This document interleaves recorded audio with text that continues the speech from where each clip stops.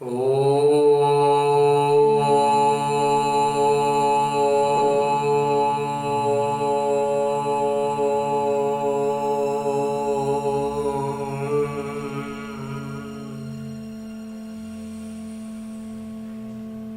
शांति। ओम शांति बाबा। बाबा ओम शांति। ओम शांति बाबा। आज 1 नवंबर 2023 की मुरली है। बाबा कह रहे, मीठे बच्चे, तुम ब्रह्मा की संतान, आपस में भाई बहन हो। तुम्हारी वृत्ति बहुत शुद्ध और पवित्र होनी चाहिए। अंजी बाबा। और आगे मेरे बाबा प्रश्न पूछ रहे हैं कि किन बच्चों के समझाने का प्रभाव बहुत अच्छा पड़ सकता है। ऐसे कौन से बच्चे हैं जो समझाएंगे तो प्रभाव अच्छा पड़ेगा। उत्तर बताते हैं मेरे बाबा कि जो गृहस्थ में रहते कमल फूल समान पवित्र रहते हैं। ऐसे अनुभवी बच्चे किसी को भी समझाएं तो उनके समझाने का बहुत अच्छा प्रभाव पड़ सकता है, क्योंकि शादी करके भी अपवित्र वृत्ति न जाए। ये बहुत बड़ी मंजिल है। हांजी बाबा। इसमें बच्चों को बहुत बहुत खबरदार भी रहना है। तो एकदम सतर्क बहुत रहना होता है। गीत है हमारे तीर्थ न्यारे हैं। ओम शांति। बाबा बैठ बच्चों को समझाते हैं, क्योंकि बच्चे ही बाबा को जानते हैं। बच्चे तो सब बच्चे ही हैं। सब बच्चे ब्रह्मा कुमार, वो सारे बच्चे जो ब्रह्मा कुमार कुमारियां हैं, वो जानते हैं कि ब्रह्मा कुमार कुमारियां हुए भाई बहन। सब एक बाबा के बच्चे हैं। तो वास्तविकता में भी समझाना है कि हम आत्माएं भाई बहन हैं। सब भाई भाई आत्मा रूप में जाएंगे तो सब भाई भाई हैं। शरीर के देखेंगे तो भाई बहन है। यहाँ तो तुम जानते हो कि हम एक ही परम पिता परमात्मा और ब्रह्मा बाबा के बच्चे हैं। शिव बाबा के पुत्र ब्रह्मा बाबा के बच्चे हैं। समझो इनकी लौकिक स्त्री हैं। उन्होंने भी कहा कि हम ब्रह्मा कुमारी हैं, तो उनका नाम, उनका भी नाता वही हो जाता है। जैसे लौकिक भाई बहन हो, उसमें कोई गंदी दृष्टि नहीं जाती। भाई बहन रहेंगे तो गंदी दृष्टि नहीं होगी। आजकल तो सब गंदे बन पड़ते हैं, क्योंकि दुनिया ही पूरा गंदा है। तुम बच्चे अभी समझते हो हम ब्रह्मा कुमार कुमारियां हैं। ब्रह्मा द्वारा गोद लिए हुए बच्चे बने हैं, तो भाई बहन है। बाबा ने एकदम अभी हमें निज रूप से एक एक बच्चे को चुन चुन के गोद में उठा रहे हैं। तो अब तो भाई बहन हुए ही। समझाना पड़े कि सन्यास भी 2 प्रकार के हैं। सन्यास अर्थात पवित्र। सब सन्यास का सबसे पहला 5 विकारों को छोड़ना, और इसमें पवित्रता में फिर उसका अच्छा एक ऊपर श्रेणी होती है जब बाकी भी सारे विकारों को छोड़ना। वो है हठ योगी सन्यास। उनका डिपार्टमेंट बाबा कहते हैं, उनका डिपार्टमेंट ही अलग और अलग तरीके से वो दुनिया को थामे हुए। प्रवृत्ति मार्ग वालों का कनेक्शन ही छोड़ जाते हैं, उन प्रवृत्ति मार्गों से दूर हो जाते हैं। उनका नाम ही है हठ योग कर्म सन्यास। तुम बच्चों को समझाया जाता है गृहस्थ व्यवहार में रहते देह सहित देह के सब संबंध त्याग बाबा को याद करना है। वो तो घर बार छोड़ देते हैं, उसको क्या करते हो, तो अपना परिवार घर सब छोड़ देते हैं। लेकिन बाबा यहाँ हमें छोड़ने के लिए नहीं, रहते हुए अलौकिकता से छोड़ना है। वो तो घर बार छोड़ देते हैं। मामा चाचा काका कोई नहीं रहता, समझते हैं बाकी है एक, उनको ही याद करना है। वह ज्योति ज्योत समाना है। उनके में क्या होता है कि अपना लौकिक रिश्तों नातों से सब कुछ छोड़ के निकल जाते हैं और सोचते हैं कि ज्योति में ज्योत जाके समा जाएंगे, निर्वाण धाम जाना है। उनका डिपार्टमेंट ही अलग है, उनकी सोच, उनका विचारधारा, उनका उद्देश्य ही अलग है। बाबा कहते हैं पहलवाइस अलग है। वो तो कह देते कि स्त्री नर्क का द्वार है। आग कपूस इकट्ठे रह नहीं सकते, अलग होने से ही हम बच सकते हैं। नाटक अनुसार उनका धर्म ही अलग है। बाबा हमें बतलाते हैं कि दोष नारी में नहीं है, नारी नर का द्वार नहीं है, स्वर्ग का द्वार है, और इकट्ठे रह के भी पूरी तरह से पवित्रता का पालन किया जा सकता है। अंदर के विकारों को ज्ञान से जब भरपूर हो जाएंगे तो ये विकार क्या है? अंधकार है। अंधार अंधेरा हट जाएगा तो विकार में जाएंगे ही नहीं, रोकना नहीं पड़ेगा, उधर विचार जाएगा ही नहीं, सोच जाएगी ही नहीं, दृष्टि गंदी होगी ही नहीं। तो बाबा कहते हैं वो स्थापना शंकराचार्य की है, वो सिखलाते हैं हठ योग, कर्म संन्यास, न कि राजयोग। राजयोग तो मेरे बाबा ही सिखला सकते हैं। तो तुम क्रमशः जानते हो कि ये नाटक बना बनाया है। 100% समझदार सबको तो नहीं कहेंगे, पूरी तरह से हर बच्चा तो समझदार नहीं ना होगा, तो कोई है जो 100% समझदार है, सजग है, कोई फिर 100% बेवकूफ भी है, कोई ऐसा भी है जो बहुत समझदार है, एकदम 100% समझदार है, पूरी तरह से सजग है, और कोई पूरी तरह से बेअक्ल है, पूरी तरह से तब नासमझी में डूबा हुआ है। तो बाबा कहते हैं ये तो होगा ही। तुम जानते हो हम कहते हैं मम्मा पापा, तो हम आपस में भाई बहन हो गए। गंदी वृत्ति होनी ही नहीं चाहिए, नहीं होती है बाबा, कायदा ऐसा कहता है। भाई बहन की आपस में कभी शादी हो न सके। बहन भाई का अगर घर में कुछ भी होता है, बाबा देखते हैं इनकी चलन गंदी है तो बड़ा फिक्र रहता है, यहाँ कहाँ से पैदा हुए, कितना नुकसान करते हैं, बहुत उसको डांटते हैं। पहले इन बातों की परहेज रहती थी, अभी तो 100% तमो प्रधान है, माया का प्रभाव बरोबर जोर पर है। परमपिता परमात्मा के बच्चे से तो माया की एकदम लड़ाई होती है। बाबा कहते हैं ये हमारे बच्चे हैं, हम इन्हों को स्वर्ग में ले जाते हैं, तो माया कहती है नहीं ये हमारे बच्चे हैं, हम इनको नर्क में ले जाते हैं।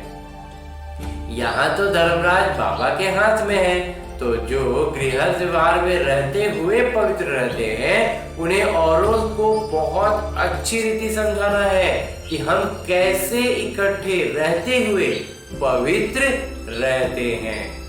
जो काम हठ योगी सन्यासी भी न कर सके, सो बाबा करा रहे हैं। सन्यासी कभी राजयोग सिखला न सके। विवेकानंद की किताब पर बाहर से नाम लिखा है राजयोग, परंतु सन्यासी जो निवृत्ति मार्ग वाले हैं वो राजयोग वास्तविकता में सिखला न सके। तुम जो गृहस्थ व्यवहार में रहते और पवित्र रहते हो वो समझाएंगे तो उसका तीर अच्छा लगेगा, उनका प्रभाव स्वाभाविक रूप से अधिक हो जाएगा ना कि ये गृहस्थ व्यवहार में रहते हुए पवित्र रह रहे हैं, ये बात अंदर तक छू जाएगी। तो पेड़ों को लेकर के कुछ कॉन्फ्रेंस हुआ था, सम्मेलन हुआ था, उसके ऊपर भी कैसे समझाएं कि तुम इन जंगली झाड़ों आदि को तो ख्याल करते हो, परंतु इस जीनोलॉजिकल ट्री का कभी ख्याल किया है। बाबा कहते हैं जो वृक्ष होते हैं ना, वन संरक्षण के लिए सम्मेलन हो रहे थे, तो बाबा कहते हैं उनका संरक्षण के बारे में तो सोचते हो, लेकिन क्या जो मानव जीवन है उसके संरक्षण के बारे में सोचते हो कि मनुष्य सृष्टि को कैसे उत्पत्ति कर होती है, पालना होती है, इन सब बारे में कभी सोचा भी है, विचारा भी है? कभी इस बारे में सोचते ही नहीं है कि मनुष्य सृष्टि की उत्पत्ति कैसे हुई, पालना कैसे होती है, कभी सब सोचते ही नहीं, कभी इधर बुद्धि गई ही नहीं। बच्चों को इतनी विशाल बुद्धि बनी ही नहीं है। हाँ जी बाबा, इतना सजगता है ही नहीं, कोई ना कोई बीमारी लगी हुई है और उसी के पीछे लगे हुए। लौकिक घर में भी भाई बहन के कभी गंदे ख्यालात नहीं होते, यहाँ तो तुम सब बाबा के बच्चे हो, बहन भाई, ब्रह्मा कुमार कुमारियां। अगर गंदे ख्याल आए तो उनको क्या कहेंगे? वो जो नर्क में रहते हैं उनसे भी 1000 गुना गंदे गिने जाएंगे। बच्चों पर बहुत जिम्मेवारी है जो गृहस्थ व्यवहार में रहते हुए पवित्र रहते हैं। बड़ी मेहनत उनके लिए है, दुनिया इन बातों को नहीं जानती। बाबा आते हैं पावन बनाने, तो जरूर बच्चे प्रतिज्ञा करेंगे। राखी बांधी हुई है, इसमें बड़ी मेहनत है। शादी कर और पवित्र रहे, बड़ी भारी मंजिल है। जरा भी बुद्धि नहीं जानी चाहिए। शादी हो जाती है तो विकारी हो जाते हैं, शादी होने के बाद विकार में न जाए। ये तो बाबा कहते हैं बड़ा बड़ा भारी मंजिल है। बाबा को जब तक कस के नहीं पकड़ेंगे ना, फिर माया विकार कस के खींचता है। बाबा आकर नग्न होने से बचाते हैं। द्रौपदी को भी शास्त्रों में बात है, द्रौपदी की भी जो बात बतलाते हैं वो शास्त्रों में है। तो इन बातों में कुछ रहस्य तो है ना। ये शास्त्र आदि सब नाटक में नूंद है। जो कुछ पास्ट होता आया, जो कुछ भी घटना बीतती चली गई, वो नाटक में नूंद है। उसको रिपीट जरूर करना है। ज्ञान मार्ग और भक्ति मार्ग की भी नूंद है। बाबा इतना गहरी बात यहाँ पर बतलाए हैं। जो घटना पास्ट हो गया, जो बीत गया, उसको हमें ये मानना है कि वो नाटक में नूंद है और वो रिपीट हुआ। जो आने वाला है, इसके लिए हम कभी भी अपना पुरुषार्थ में ढीला नहीं होना है। इसको एकदम बुद्धि में सजगता रखनी है कि आने वाली घटना को कभी भी नाटक में नूंद मानकर अपना पुरुषार्थ ढीला नहीं करना है। तो अब कहते हैं तुम्हारी बुद्धि अब बहुत विशाल हो गई है। जैसे बेहद पिता की बुद्धि, वैसे मुरब्बी बच्चों की जो श्रीमत पर चलते हैं।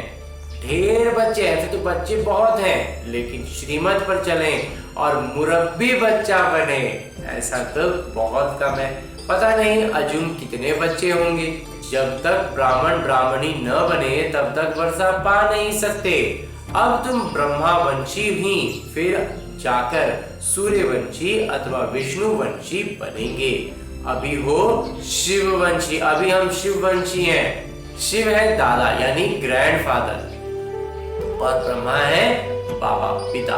तो प्रजापिता तो एक हुए ना, सारी प्रजा के एक प्रजापिता हुए और पूरी सृष्टि के पिता हो गए शिव बाबा। तो जानते भी हैं जो मनुष्य सृष्टि का वृक्ष है उसका बीज भी होगा।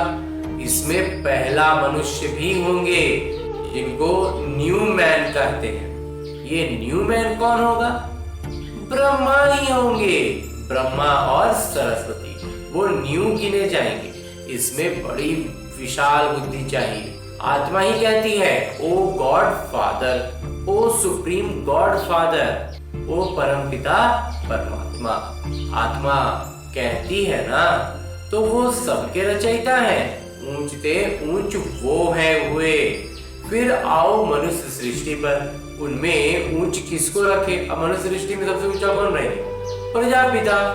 तो ये तो कोई भी समझ सकते हैं कि मनुष्य सृष्टि का जो वृक्ष है उसमें ब्रह्मा को हो गए मुख्य। शिव तो है आत्माओं के पिता, ब्रह्मा को रचते और कह सकते हैं मनुष्यों का। तो मनुष्यों में से उनको निकालते हैं ना, तो वो शिव बाबा की रचना हो गए। परंतु किसकी मत पर करते हैं? बाबा कहते हैं मैं ही ब्रह्मा को गोद लेता हूँ। नया ब्रह्मा फिर कहां से आएगा? बहुत जन्मों के अंत के जन्म में मैं इनमें प्रवेश करता हूँ। इनका नाम प्रजापिता ब्रह्मा रखता हूँ। अभी तुम जानते हो हम बरोबर ब्रह्मा के बच्चे हैं। शिव बाबा से ज्ञान ले रहे हैं। हम बाबा से पवित्रता, सुख, शांति, हेल्थ, वेल्थ लेने आए हैं। स्वास्थ्य, समृद्धि, सुख, शांति, पवित्रता सब बाबा से लेने आए हैं। भारत में हम ही सदा सुखी थे, अभी नहीं है। फिर बाबा वो वर्षा दे रहे हैं, वही वर्षा देने आए हैं बाबा कि हम सदा सुखी बन जाएं। तो बच्चे जानते हैं पहली है, सबसे आधार में है पवित्रता। राखी किसको बांधी जाती है? जो अपवित्र बनते हैं वो प्रतिज्ञा करते हैं कि हम पवित्र रहेंगे। प्रतिज्ञा के लिए वो सूत्र बांधा जाता है। तो बाबा समझाते हैं ये मंजिल बड़ी भारी है। पहले से ही जो युगल हैं उनको समझाना पड़े कि हम कैसे भाई बहन होकर रहते हैं। हाँ, अवस्था जमाने में समय लगता है। बच्चे लिखते भी हैं माया के तूफान बहुत आते हैं। जो तो गृहस्थ में रहते पवित्र रहने वाले बच्चे भाषण करें तो अच्छा है, क्योंकि ये है नई बात। ये बात पहले कभी शास्त्रों में हुई ही नहीं है। ये है ही स्वराज योग। इसमें भी संन्यास है। गृहस्थ में रहते हम जीवन मुक्ति अर्थात सद्गति पाए। ये तो जीवन बंधन है, तुम्हारा है स्वराज्य पद। स्व का राज्य चाहिए, अब उनको राज्य नहीं है।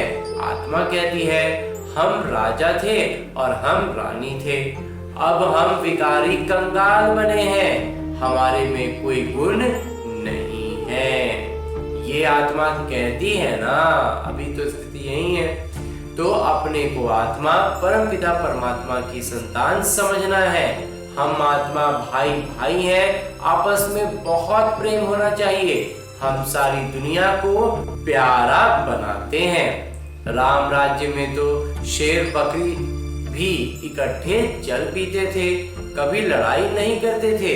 तो तुम बच्चों में कितना प्रेम होना चाहिए। तो जब बाबा कहते जब पशुओं में इतना लगाव था, इतना प्रेम था, तो हम बच्चों में कितना होना चाहिए। ये अवस्था धीरे धीरे आएगी, बाबा कहते हैं, लेकिन ये अवस्था धीरे धीरे आएगी। लड़ाई तो बहुत है ना, अभी तो माहौल तो बहुत खराब है। तो ऐसे में अपनी स्थिति को टिकाए रहना है और उसमें सिर्फ टिके नहीं रहना, आगे भी बढ़ते जाना है। तो पार्लियामेंट में भी लड़ते हैं तो एक दूसरे को कुर्सी उठाकर मारने लग पड़ते हैं। अब संसद भवन के अंदर में भी बहुत होता है ना, कई बार हमने देखा, उसमें कुर्सी उठा के पटकने लगते हैं। तो वो तो हुई आसुरी सभा, तो वो तो असुरी काम कर रहे हैं ना।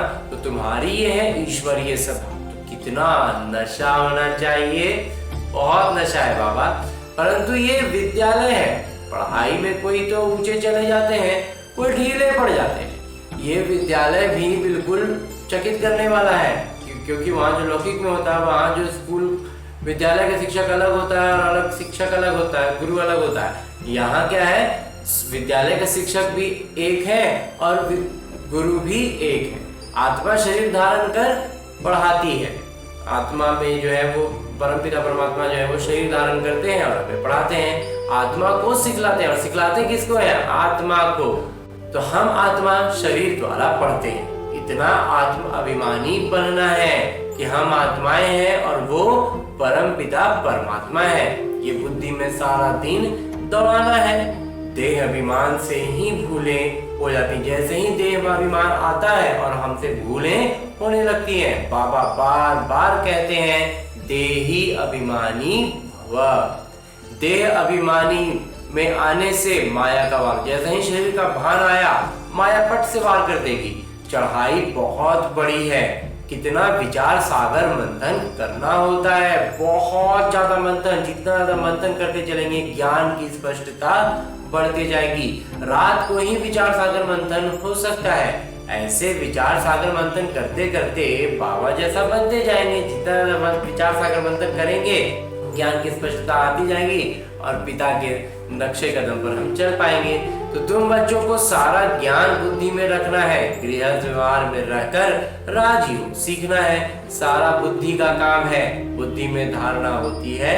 गृहस्थियों को बहुत मेहनत, बुद्धि में धारण कर लिए तो फिर कदम बढ़ाना सरल हो पाता है। तो बाबा कहते हैं सबसे ज्यादा मेहनत तो गृहस्थियों को है। आजकल 2 तमो प्रधान होने के कारण बहुत गंदे होते हैं। माया ने सबको खत्म कर दिया है, चबा कर एकदम खा जाती है, एकदम चबा चबा कर खाती है।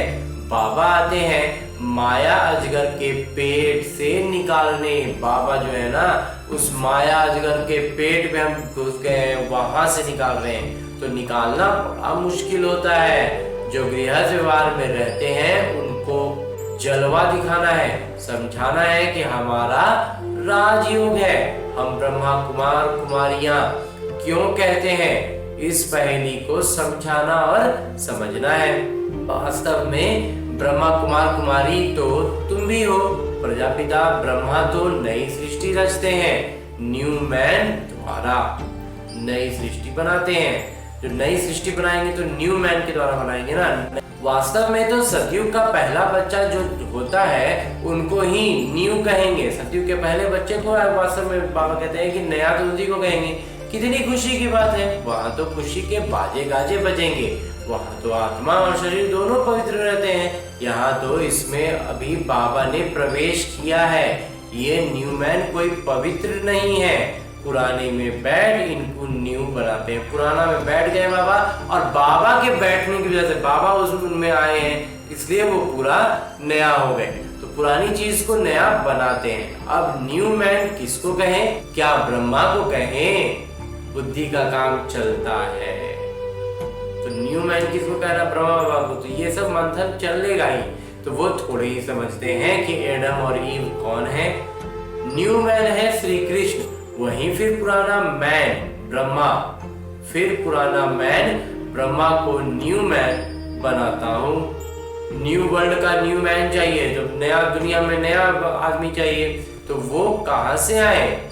न्यू मैन तो सतयुग का राजकुमार है, उनको ही गोरा कहते हैं। ये है सांवरा, ये न्यू मैन नहीं है। ये सांवरा अभी की स्थिति क्या है? अभी तो तमो स्थिति में आ गए ना, तो अभी बाबा कहते हैं ये सांवरे हो गए हैं और ये अभी नया नहीं है।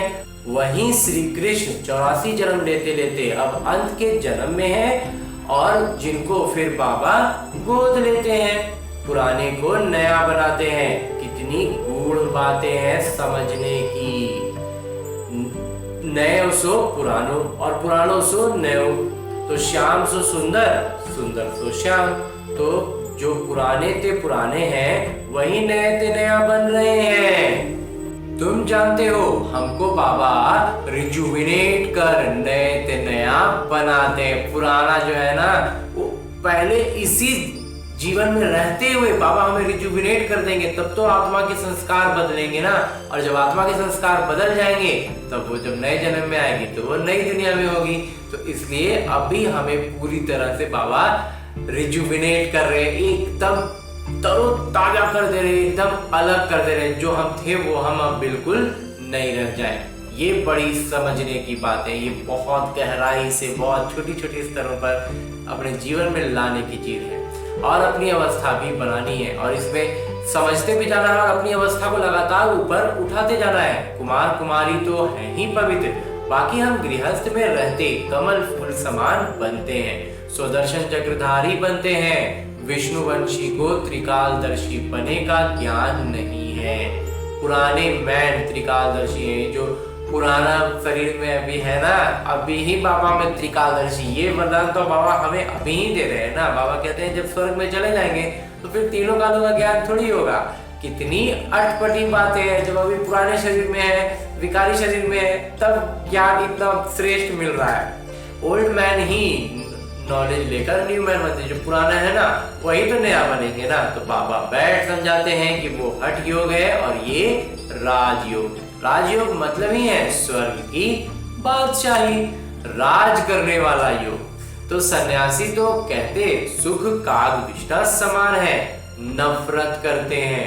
बाबा कहते हैं नारी ही स्वर्ग का द्वार है। आज बाबा फिर इस बात को दोहरा रहे हैं कि उन्होंने जो कह दिया ना कि नारी नर का द्वार है, वास्तविकता में विकार उनके भीतर है, वो खुद को नहीं रोक पा रहे हैं, खुद की वृत्ति बदल नहीं पा रहे हैं, तो नारी पर दोष लगाकर कह देते हैं नारी नर का द्वार है। वास्तविकता में जब खुद पर विकारों से ऊपर उठ जाएंगे ना, तो वो फिर नर का द्वार नहीं दिखेगी। बाबा बार बार रिपीट दोहरा रहे हैं। 2 दिन 4 दिन पहले की मुरली में बाबा ने कहा था, अभी फिर बाबा कह रहे हैं कि नारी स्वर्ग का द्वार है, माताओं पर कलश रखता हूं। तो पहले पहले समझाओ शिवाय नमः भगवान वाच।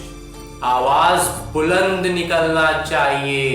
हंजी बाबा बुलंद आवाज से कहेंगे कि नारी स्वर्ग का द्वार, जो बाबा कह रहे हैं ये मातृ रूप में है। माँ सबसे श्रेष्ठ पद बताया जाता है और वो नारी बनती है।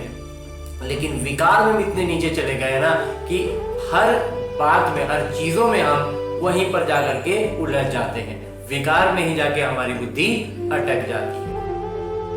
अच्छा, मीठे मीठे सिकी लगे बच्चों प्रति माता पिता बाबा का याद प्यार और आशीर्वाद।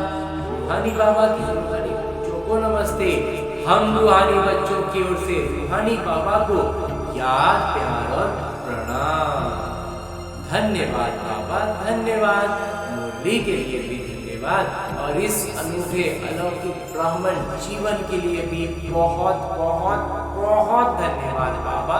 बहुत धन्यवाद। धारणा है कि हम आत्मा भाई भाई हैं। इस निश्चय से पवित्रता के व्रत को पालन करते हुए आपस में बहुत प्यार से रहना है, प्यार से रहना है, सबका प्यारा बनना है, लेकिन विकार एकदम निस्तनाबूद कर देना है। विशाल बुद्धि बन ज्ञान के कोई रहस्यों को समझना है, विचार सागर मंथन करना है। माया के वार से बचने के लिए देही अभिमानी यानी आत्माभिमानी होकर रहने का अभ्यास करना, हमेशा आत्माभिमानी बने रहे, इस बात का लगातार अभ्यास करते रहना है। आगे मेरे बाबा वरदान दे रहे हैं। वरदान देते हुए मेरे बाबा कहते हैं, ज्ञान अमृत की वर्षा द्वारा महान बनने वाले मर जीवा भव। आप बच्चों पर बाबा ने ज्ञान अमृत की वर्षा कर मुर्दे से महान बना दिया है, जलती हुई चिता से उठाकर मरजीवा बना दिया है, ज्ञान अमृत पिलाकर अमर बना दिया है। लोग कहते हैं भगवान मुर्दे को भी जिंदा करते हैं, लेकिन कैसे करते हैं वो नहीं जानते थे। अभी खुशी है कि देह अभिमान के कारण पहले जो मरे हुए मुर्दे समान थे, अभी मुर्दे से महान बन गए हैं। अंजी बाबा। और अंत में स्लोगन है, मुरली का उपदेश है कि धर्म में स्थित हो, कर्म करने वाले ही धर्मात्मा है। जब धर्मात्मा कहते हैं वो क्या है, धर्म में स्थित होकर के कर्म करते हैं। और आज की मुरली के बाद मेरे बाबा अव्यक्त इशारे दे रहे हैं कि दुआएं दो, दुआएं लो। दुआएं लेने के लिए जो असमर्थ हैं उन्हें समर्थी दो, गुण और शक्ति का सहयोग दो। ये दुआएं लिफ्ट से भी तेज रॉकेट है, तुम रॉकेट की तरह है, लिफ्ट की तरह भी नहीं है। लिफ्ट भी जो उतना तेज थोड़ी ना चल सकता है जितना तेज रॉकेट है। दुआएं बाबा कहते हैं रॉकेट की तरह काम करती हैं। फिर आपके पुरुषार्थ में समय देना नहीं पड़ेगा, दुआओं के रॉकेट से उड़ते जाएंगे। पुरुषार्थ की मेहनत के बजाय संगम के प्रारब्ध का अनुभव करेंगे।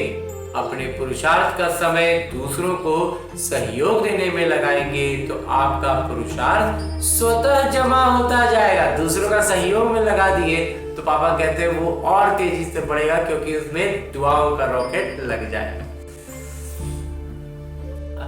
अच्छा, ओम शांति बाबा, ओम शांति।